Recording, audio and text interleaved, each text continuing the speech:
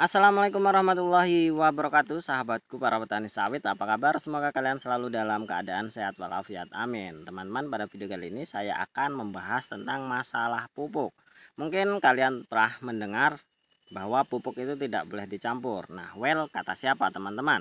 Kalian mendengar hal tersebut apakah dari YouTuber atau dari ahli atau dari tetangga kalian? Nah, yang disinilah yang akan saya jelaskan bagaimana caranya kita tekniknya mencampur pupuk itu sehingga kita bisa melakukan pemupukan dalam satu waktu, sehingga efisiensi waktu itu bisa kita dapatkan dan tentunya itu akan lebih menghemat biaya atau menghemat tenaga. Nah teman-teman, pupuk memang tidak boleh dicampur, apalagi pupuk A dengan pupuk B. Kenapa demikian? Karena akan ditakutkan ada potensi pembekuan atau pencampuran unsur yang memang sudah sengaja dipisahkan oleh pabrik. Jadi secara sederhana pabrik sudah memisahkan unsur-unsur itu dari pupuk yang memang sebenarnya dari bahan yang memang sebenarnya itu mengandung beberapa unsur, terus dipisahkan dan diambil satu unsur saja untuk digunakan sebagai pupuk supaya dapat memacu pertumbuhan dari tumbuhan terutama kelapa sawit bagi kita. Dan hal tersebut tentunya akan sia-sia apabila kita sebagai petani kita mencampurkannya kembali. Dan itu hal sederhananya, namun sebenarnya nanti unsur-unsur itu bila digabungkan menjadi satu maka akan membentuk unsur lain dan tentunya potensi atau manfaat dari pupuk itu sendiri nanti akan sangat berkurang untuk tumbuhan kelapa sawit. Jadi bagi teman-teman yang sering mencampur pupuk terutama urea dengan KCL, urea dengan NPK, urea dengan NPK dengan KCL, TSP dengan KCL atau apapun itu, kalau kalian mencampurkannya tentu itu akan mengurangi dari manfaat dari pupuk itu sendiri. Apalagi kalau kalian mencampur dolomit dengan urea, dolomit dengan TSP, dolomit dengan KCL atau bahkan dolomit dengan NPK. Tentu pupuk yang sudah kita beli dengan harga yang lumayan cukup mahal, nanti manfaatnya untuk tumbuhan kelapa sawit kita itu menjadi berkurang, tentu itu akan sangat merugikan bagi kita teman-teman.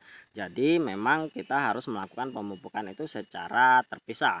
Kalau memang kita melakukan pemupukan dengan menggunakan pupuk tunggal, ya kita lakukan secara terpisah, jangan sampai dicampur seperti itu.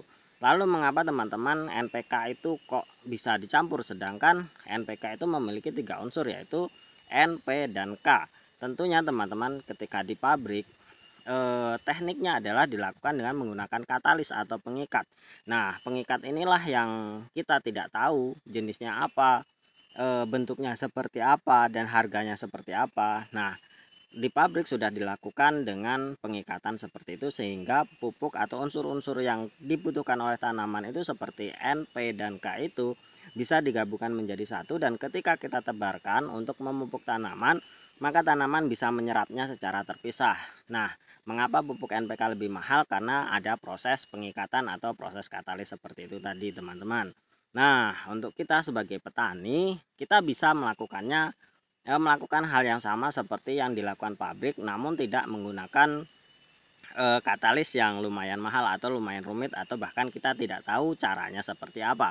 Nah sebagai petani inilah tekniknya teman-teman. Jadi kalau kalian ingin melakukan pemupukan terutama urea, TSP, dan KCL teman-teman, kalau dolomit jangan sampai dijadikan satu waktu ya.